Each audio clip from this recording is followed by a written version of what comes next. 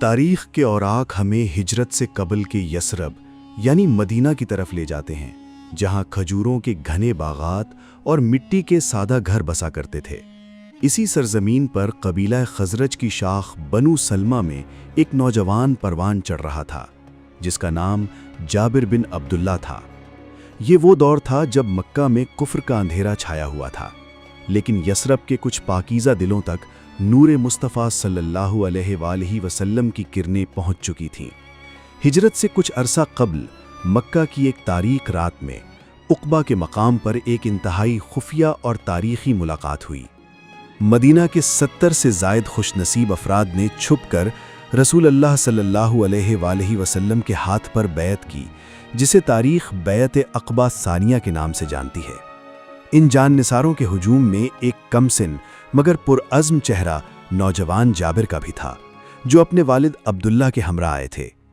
اس کم سنی میں مصطفیٰ صلی اللہ علیہ وآلہ وسلم کے ہاتھ پر ہاتھ رکھ کر انہوں نے جو عہد کیا وہ ان کے صحابی رسول بننے کا نقطۂ آغاز تھا، ایک ایسا عہد جو آخری سانس تک نہ ٹوٹا۔ جب اسلام کی خاطر جنگوں کا سلسلہ شروع ہوا تو کم سن جابر کے والد نے انہیں بدر اور احد میں جانے سے روک دیا، کیونکہ گھر میں 7 بہنیں اکیلی تھیں۔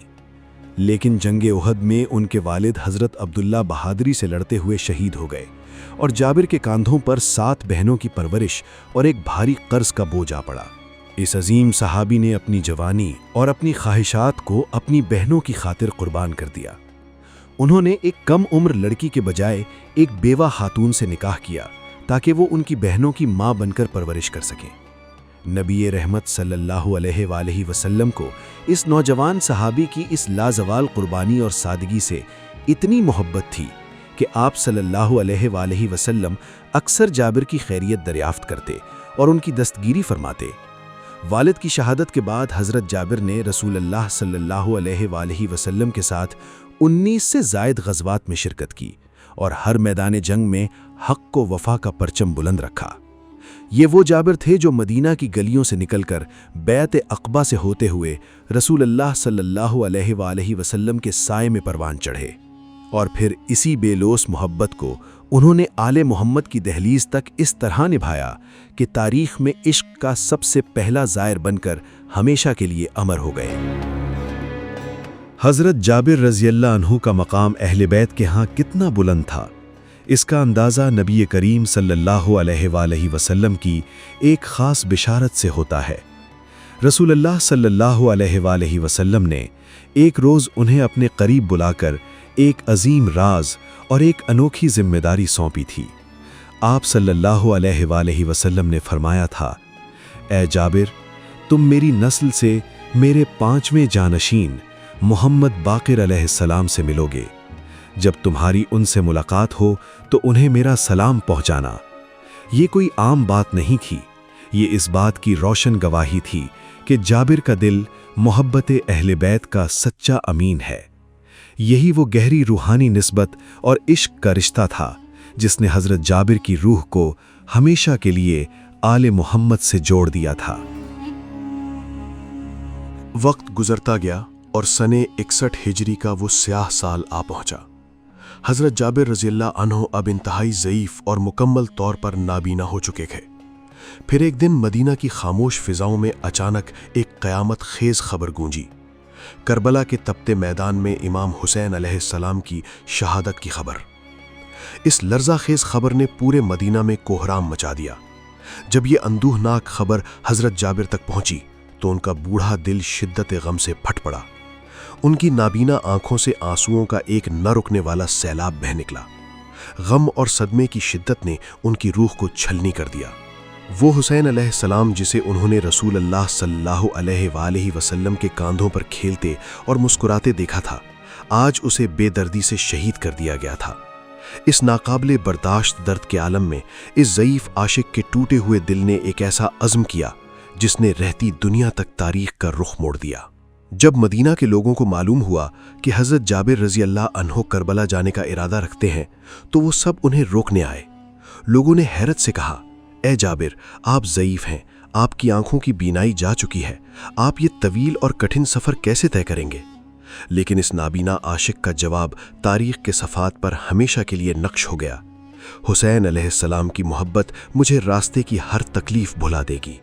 ان کے اس غیر متزلزل عزم اور تڑپ کو دیکھ کر ان کے ساتھی اور شاگرد عطیہ العوفی آگے بڑھے اور ان کے رہبر یعنی گائیڈ بننے کا فیصلہ کیا۔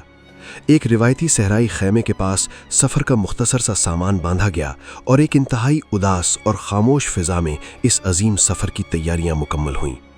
اپنی لاٹھی اور اپنے ساتھی کے سہارے اس بوڑھے صحابی نے ایک ایسے سفر کا آغاز کیا جس کی منزل صرف اور صرف عشق تھی۔ یہ مدینہ سے کوفہ اور پھر کربلا تک کا ایک بے حد کٹھن، تنہا اور تھکا دینے والا صحرائی سفر تھا۔ آج کے برعکس اس وقت راستے میں نہ کوئی موقف تھا، نہ کوئی پانی کی سبیل اور نہ ہی مسافروں کے لیے کوئی سایہ۔ میلوں تک پھیلا ہوا ویران صحرا، کڑی دھوپ اور پیروں کو جلاتی ہوئی گرم ریت ان کا استقبال کر رہی تھی۔ ایک نابینا اور انتہائی کمزور شخص جس کے قدم بڑھاپے کی وجہ سے لڑکھڑا رہے تھے، اپنی لاٹھی اور ساتھی کے سہارے چل رہا تھا۔ وہ بار بار گرم ریت پر پھسلتے، گرتے اور پھر اٹھ کھڑے ہوتے تھے، کیونکہ کربلا کی مٹی انہیں پکار رہی تھی۔ راستے کی ہر تکلیف، پیاس اور پیروں کے چھالوں نے اس عظیم عشق کے سامنے ہار مان لی تھی جو انہیں رکنے نہیں دے رہا تھا۔ اس طویل اور دردناک سفر کے دوران حضرت جابر رضی اللہ عنہ کی آنکھوں سے آنسوؤں کا سلسلہ ایک پل کے لیے بھی نہ رکا۔ گرم ریت پر پڑنے والے ہر قدم کے ساتھ رسول اللہ صلی اللہ علیہ وآلہ وسلم کے ساتھ گزارے ہوئے وقت کی یادیں انہیں شدت سے تڑپا رہی تھیں۔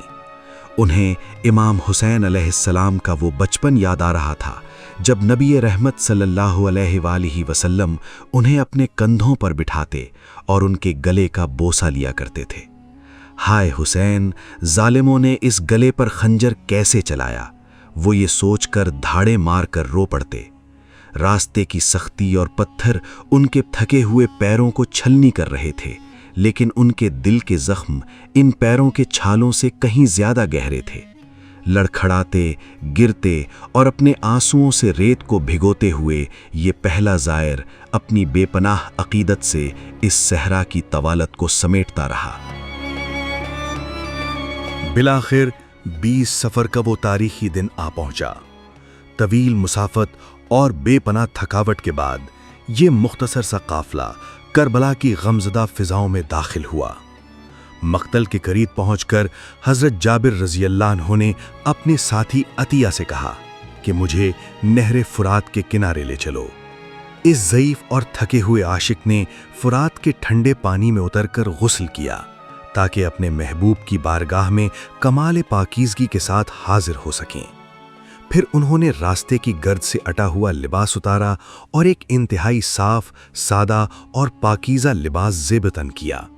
اس کے بعد انہوں نے اپنے جسم پر سعد نامی ایک خاص خوشبو لگائی، کیونکہ وہ دل کی گہرائیوں سے جانتے تھے کہ وہ کس عظیم شہنشاہ کے دربار میں حاضری دینے جا رہے ہیں۔ فرات کے کنارے ایک عجیب سی خاموشی اور گہری روحانیت چھائی ہوئی تھی۔ ہر طرف صرف ایک ہی درد اور ایک ہی نام کی گونج محسوس ہو رہی تھی۔ غسل اور پاکیزہ لباس پہننے کے بعد حضرت جابر رضی اللہ عنہ نے اپنے ساتھی عطیہ سے کہا، میرا ہاتھ پکڑ لو اور مجھے اس پاک مٹی کی طرف لے چلو۔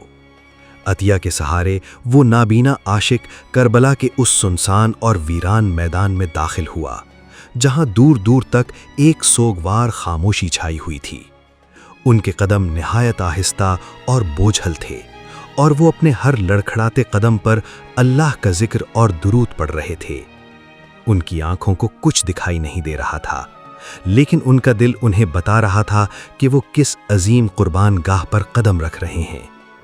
ہوا کے ہر جھونکے میں انہیں آل رسول کے بہنے والے پاکیزہ خون کی مہک محسوس ہو رہی تھی جو ان کی بے قراری کو مزید بڑھا رہی تھی۔ اے عطیہ، مجھے میرے آقا کی قبر تک لے چلو۔ ان کی لرزتی ہوئی دردناک آواز اس خوفناک ویرانے کے سناٹے کو چیر رہی تھی۔ چلتے چلتے عطیہ کے قدم رک گئے اور انہوں نے لرزتے ہوئے ہاتھوں سے حضرت جابر رضی اللہ عنہ کا ہاتھ پکڑا عطیہ نے بڑی نرمی اور انتہائی عقیدت کے ساتھ اس نابینا عاشق کا ہاتھ امام حسین علیہ السلام کی قبر اطہر کی مٹی پر رکھ دیا۔ جیسے ہی ان کے کانپتے ہوئے ہاتھوں نے اس پاکیزہ مٹی کو چھوا، حضرت جابر کے وجود میں غم کا ایک زلزلہ بپا ہو گیا۔ انہوں نے اس مٹی کو چوما، سینے سے لگایا اور بے ساختہ 3 بار دھاڑے مار کر پکارا، یا حسین، یا حسین، یا حسین۔ غم کی شدت اتنی زیادہ اور صدمہ اتنا گہرا تھا کہ وہ چیخ مار کر اس مٹی پر گرے اور بے ہوش ہو گئے۔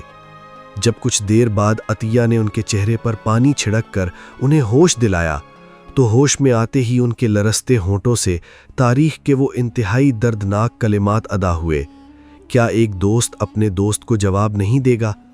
پھر وہ خود ہی تڑپتے اور روتے ہوئے بولے، بھلا میرا دوست کیسے جواب دے گا جبکہ اس کی رگے جان کاٹ دی گئی ہے اور اس کا سر اس کے جسم سے جدا کر دیا گیا ہے۔ اپنے حواس بحال کرنے اور شدت غم پر کسی حد تک قابو پانے کے بعد حضرت جابر رضی اللہ عنہ نے خود کو سنبھالا۔ پھر انہوں نے اپنا رخ کربلا کے ان دیگر عظیم شہداء کی طرف کیا جو وفاداری کی اعلیٰ ترین مثال قائم کر کے اپنے آقا پر قربان ہو گئے تھے۔ انہوں نے بھرائی ہوئی آواز میں سلام پیش کیا، سلام ہو تم پر اے پاکیزہ روح ہو، جنہوں نے حسین علیہ السلام کے قدموں میں اپنی جانیں نچھاور کر دیں۔ میں گواہی دیتا ہوں کہ تم نے نماز قائم کی، زکوٰۃ دی، نیکی کا حکم دیا، برائی سے روکا اور خدا کی راہ میں حق ادا کر دیا۔ پھر اس عظیم صحابی نے ایک انتہائی تاریخی اور بصیرت افروز بات کہی، اس ذات کی قسم جس نے محمد صلی اللہ علیہ وسلم کو حق کے ساتھ بھیجا، جس عمل میں تم شریک تھے ہم بھی اس میں تمہارے ساتھ شریک ہیں۔ ان کے ساتھی عطیہ نے حیرت سے پوچھا، اے جابر، ہم ان کے اجر میں کیسے شریک ہیں؟ ہم نے تو کوئی وادی طے نہیں کی، کوئی تلوار نہیں چلائی، جبکہ ان کے تو جسم ٹکڑے کر دیے گئے ہیں۔ حضرت جابر نے فرمایا، اے عطیہ، میں نے رسول اللہ صلی اللہ علیہ وسلم سے سنا تھا کہ جو کسی قوم کے عمل سے محبت کرتا ہے وہ ان کے عمل میں شریک سمجھا جاتا ہے۔ خدا کی قسم، میری اور میرے ساتھیوں کی نیت بھی وہی تھی جس پر حسین اور ان کے اصحاب نے جان دی۔